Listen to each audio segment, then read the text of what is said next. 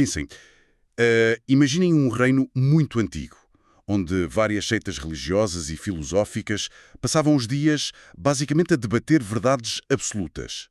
Aquela clássica agitação teológica, não é? Exatamente. Andavam todos à bulha sobre se o mundo é eterno, se é finito, o que acontece depois da morte, se a alma é imortal.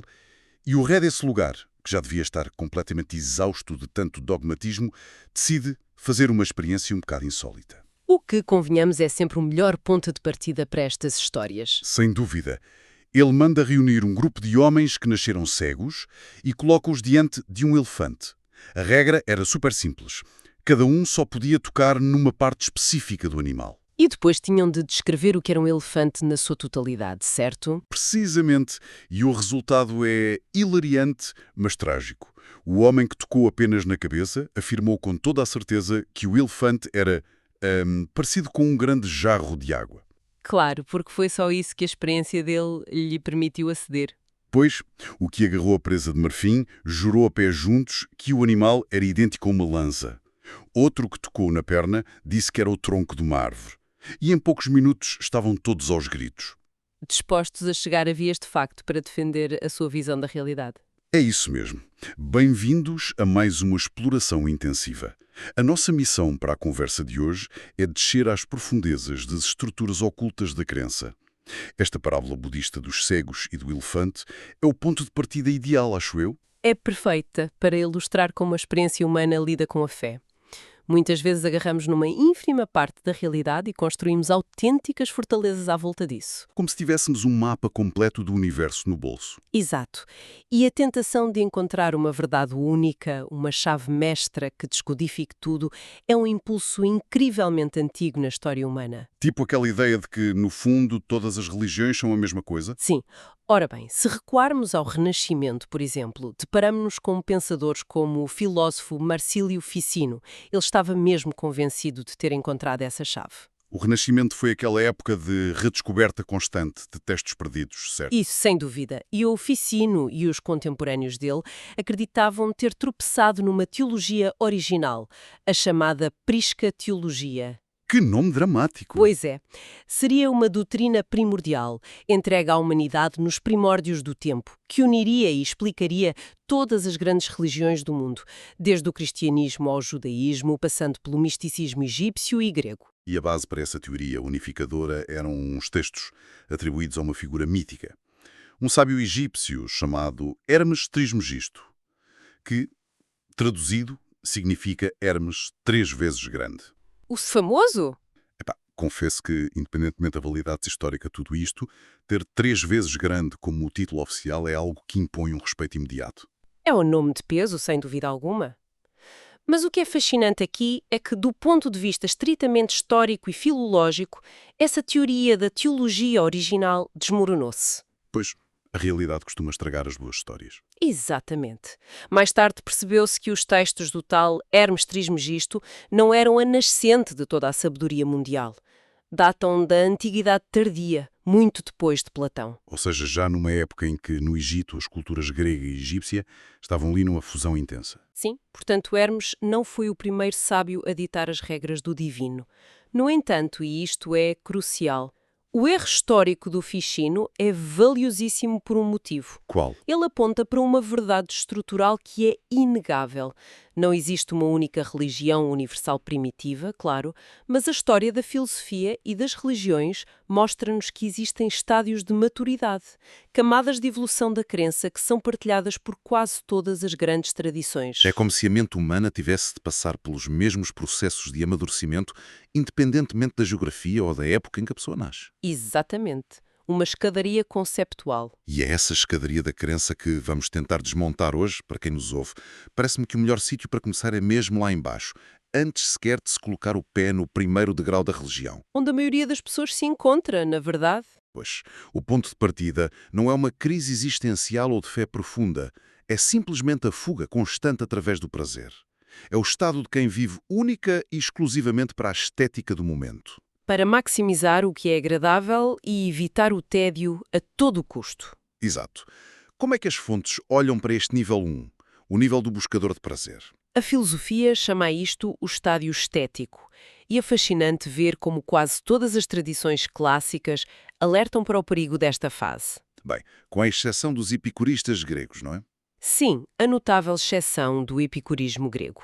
Eles viam o prazer ponderado e a ausência de dor como um fim ético perfeitamente legítimo. Mas a maior parte das correntes não concorda nada com isso. Nem pensar. A maior parte do pensamento oriental e ocidental vê essa busca incessante pelo prazer como uma armadilha. O filósofo dinamarquês Søren Kierkegaard dissecou isto de forma brilhante no seu livro Ao O. Naquela seção famosíssima do Diário do Sedutor. Precisamente. Epá. Esse diário é um retrato assustador de uma mente focada só no prazer. O narrador, o Johannes, não é só um tipo que gosta de festas. Ele é um arquiteto da manipulação. E manipula com uma frieza clínica. Ele envolve-se com uma jovem, a Cordélia, e fala com uma regra autoimposta que é perturbadora. A regra é que nenhum caso de amor pode durar mais de 6 meses. Uma data de validade estrita para os sentimentos. Sim, a ideia dele é só extrair a emoção pura da conquista, a sedução, a novidade, e logo a seguir à primeira noite de intimidade, descarta-a cruelmente. O objetivo não é o amor, é consumir a experiência. Porque quando a relação ameaça tornar-se rotineira ou começa a exigir compromisso, ele foge, o compromisso mata a novidade. E o que é que o Kierkegaard quer provar com esta crueldade toda do Johannes? Quer demonstrar que a vida estética, quando levada a este extremo, deságua sempre na desilusão. Há uma exaustão que é inerente ao hedonismo. Porque a pessoa precisa sempre de uma dose maior. É exato. Se o objetivo é apenas o próximo pico de prazer, entras numa passadeira rolante. Precisas de estímulos cada vez mais fortes só para sentires alguma coisa. É um vazio. E esse vazio faz-me lembrar imediatamente de outra ideia, que é o último homem do Nietzsche. Muito bem visto. Essa é outra grande preocupação filosófica. Quando o Nietzsche anunciou que a sociedade ocidental tinha matado a ideia de Deus, o terror dele não era o ateísmo racional, era o niilismo passivo, não é? Era o conformismo total. O último homem é aquele que olha para o abismo da existência, encolhe simplesmente os ombros e decide anestesiar-se com conforto. Muito entretenimento, muita comida boa, para não ter de pensar na própria existência. Claro, é muito mais fácil. Bem, vamos lá desconstruir isto à luz do que vemos hoje em dia. Se este primeiro estado é a anestesia pelo entretenimento constante, não será esta a verdadeira religião por defeito do mundo moderno? É uma excelente provocação. E o que acontece quando o entretenimento não chega? As pessoas entram muitas vezes no nível 2, aquilo que podemos chamar a fé herdada.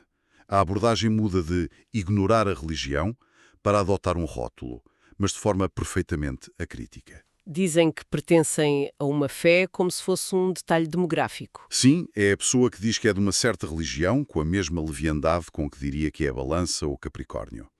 É quase ditado pelo código postal onde nasceu. É cultural, não é uma escolha íntima. Faz-me sempre pensar naquele adepto ferrenho de um clube de futebol. Ele só é daquele clube porque o avô também era. Compra o cascol, grita nos golos, mas se lhe perguntarem o que é um fora de jogo, Não faz a menor ideia. nunca leu as regras na vida. Essa analogia do futebol é excelente para percebermos o mecanismo social que está aqui em jogo. O Kierkegaard, voltando a ele, era implacável com esta atitude de rebanho. Ele detestava esse tipo de cristianismo passivo. Detestava. Ele criticava a sociedade dinamarquesa da época, dizendo que pelo simples facto de se nascer na Dinamarca, toda a gente era automaticamente cristã, sem esforço nenhum. O que esvazia a fé de qualquer significado real. Para ele, se a filiação não exige luta interior, a crença desapareceu. Transformou-se num folclore burocrático. Mas temos de olhar para isto com alguma empatia sociológica, sabes? Como assim? A fé herdada tem uma função evolutiva gigantesca. Não é sobre a procura da verdade cósmica. É um sistema de coesão tribal. Ou seja, adotar o rótulo é o bilhete de entrada para pertencer ao grupo. A religião não é sobre o cosmos, é sobre não passar o Natal sozinho. Basicamente. Rejeitar a fé da família significa correr um risco enorme de isolamento social. E isso é aterrador para o ser humano. Certo. Mas as instituições sabem que a inércia social não chega para sempre. Pois não. Principalmente em tempos de crise ou quando as pessoas contactam com outras culturas. E é aí que transitamos para a secção 2 do nosso mapa.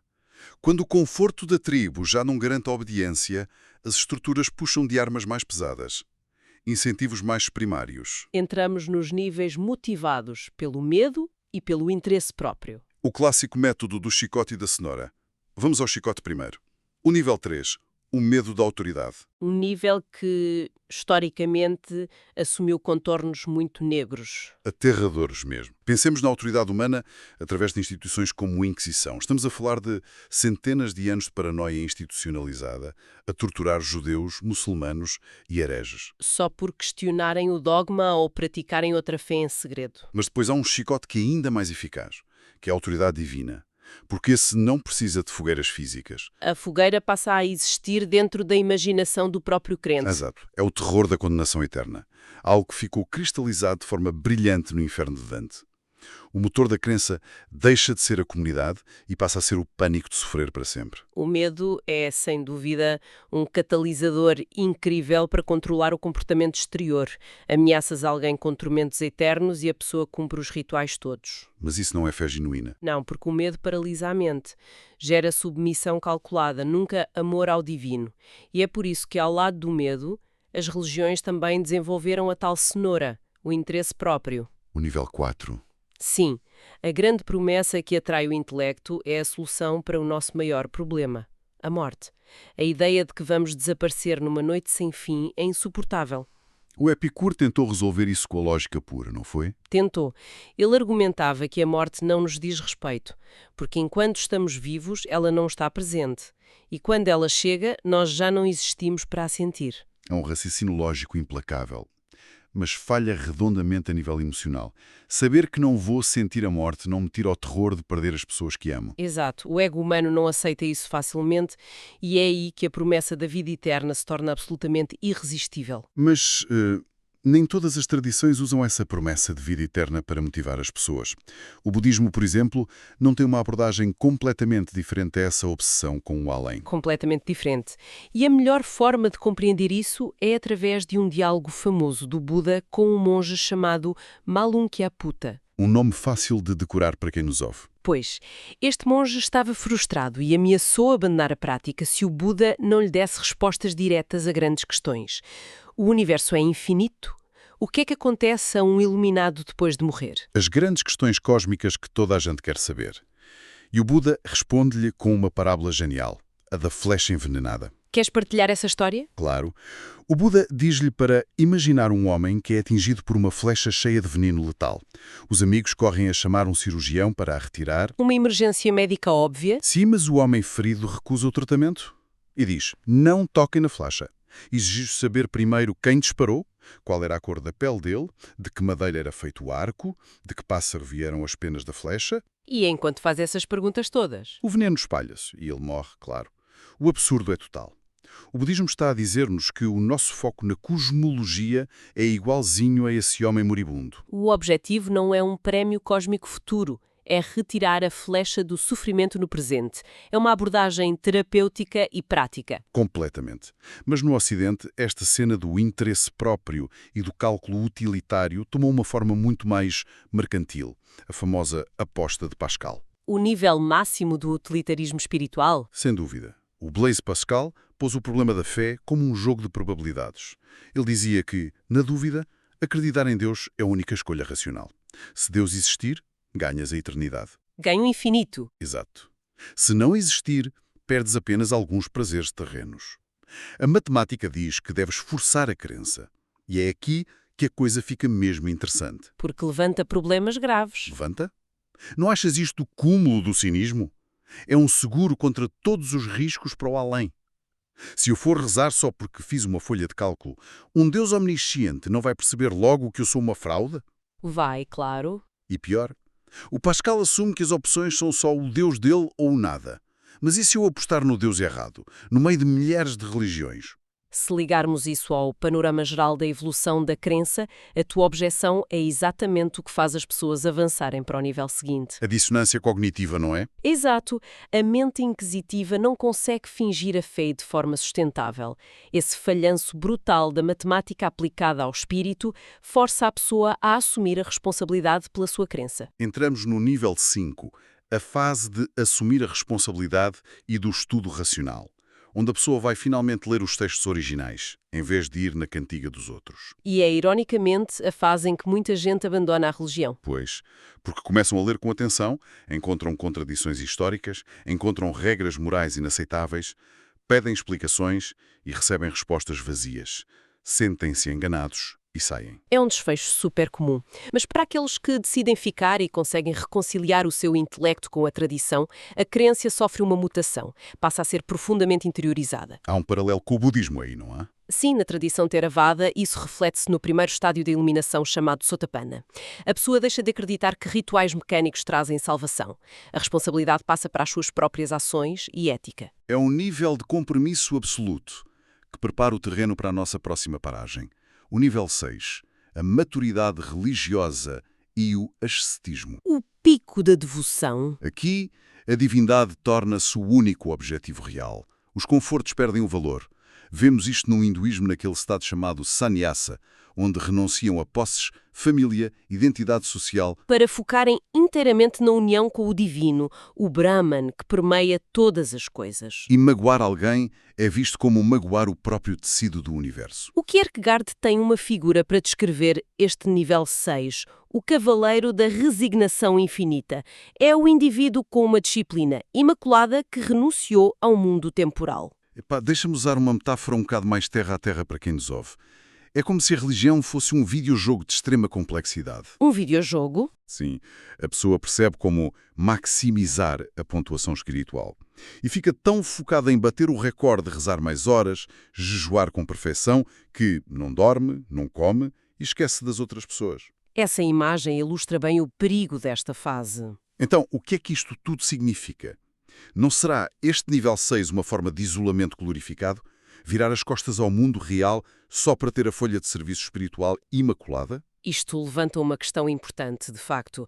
O próprio Buda experienciou isso na juventude. Praticou um ascetismo tão radical que quase morreu à fome. E percebeu que não era por aí. Exato. Ele percebeu que destruir o corpo não traz clareza mental. Por isso é que estabeleceu o caminho do meio. Rejeitou a indulgência do nível 1 e a automutilação extremista do nível 6. Porque essa hiperconcentração e controle absoluto cria uma rigidez mental perigosa. Precisamente. E é por a pessoa ter chegado ao limite do que a vontade humana consegue controlar que surge a necessidade suprema e contraintuitiva de um sétimo nível. O nível de largar tudo, o salto no escuro. Mas como é que se vai além da devoção perfeita? Abdicando do controlo. O Kierkegaard faz aqui uma distinção fulcral entre a religiosidade A, que é o ascetismo que ainda controlamos, e a religiosidade B. Que é o autêntico salto de fé. Sim. E este salto exige que abracemos paradoxos lógicos. Repara, se existissem provas matemáticas irrefutáveis da existência de Deus, a fé seria inútil. Claro, se eu tiver uma nota de 20 euros na mão, não precisas ter fé que ela existe. É um facto objetivo. A fé autêntica exige forçosamente a ausência de provas. Exige um mergulho na incerteza e na subjetividade absoluta. Mas isso obriga a uma vulnerabilidade brutal. E leva-nos àquela história chocante do monge budista Linji Yixuan, no século IX. Uma das minhas frases preferidas das fontes de hoje. Ele gritava aos discípulos: se encontrares o Buda na estrada, mata-o. O que choca qualquer crente conservador. Obviamente ele não estava a pregar o homicídio. Ele queria forçá-los a matar a externalização da fé, a estátua mental. Adorar uma doutrina rígida é adorar o dedo que aponta para a lua em vez de olhar para a lua. A desconstrução é o verdadeiro objetivo do nível 7. Outra lente para ver isto é o conceito taoísta do Wu Wei. A ação não intencional, não é? Ou a ação sem esforço, sim. O praticante, no topo da maturidade, deixa de tentar forçar o mundo a conformar-se com as suas regras sagradas. O ego sai da equação e ele apenas flui com a ordem cósmica, sem remar furiosamente contra a maré. Acaba a necessidade compulsiva de ter razão. Exatamente. É um paradoxo incrível. É como se passássemos a vida inteira a subir metodicamente os degraus de uma escada, a aprender dogmas e regras, e ao chegar lá acima, a iluminação exige pontapear a própria escada e largar as certezas. Uma excelente síntese de todo este percurso. E isso leva-nos de volta ao início da nossa exploração. ao elefante e aos homens cegos. Ah, sim. Se olharmos para toda esta escadaria conceptual através dessa parábola, tudo faz sentido. No nível 1 do hedonismo, o homem foge do elefante à procura de prazeres mais fáceis. No nível 2, da fé herdada, ele apenas repete que é um jarro d'água porque a família sempre disse que era. E no ascetismo extremo do nível 6, ele agarra a presa de marfim com tanta força que os dedos sangram, convicto de que tem a lança divina absoluta na mão. Mas, no último estádio da crença, na tal maturidade plena onde o controle é largado, a atitude é outra. A libertação surge no ato de soltar o elefante. Recuar um passo? Exato. Dar um passo atrás, parar de tatear freneticamente para vencer um debate e passar a sentir as coisas como são, sentir a deslocação de ar que o animal provoca, a sombra gigante que faz. Deixar de tentar definir a realidade para passar a habitá-la. E, para terminarmos esta nossa viagem incrível pelas estruturas da crença, quero deixar quem nos ouve com algo para refletir. Uma última provocação? Sempre! Pensem comigo de forma estritamente lógica, baseada no que abordamos.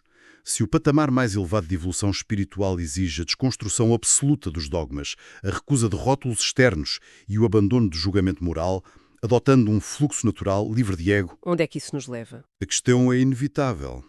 Será que a pessoa mais devota e iluminada do mundo, nesse nível 7, é em todas as suas ações perfeitamente indistinguível de alguém que não segue religião nenhuma? Fica a pergunta no ar. Muito obrigado a quem nos ouve por mais esta partilha. Continuem a questionar tudo e até à próxima exploração.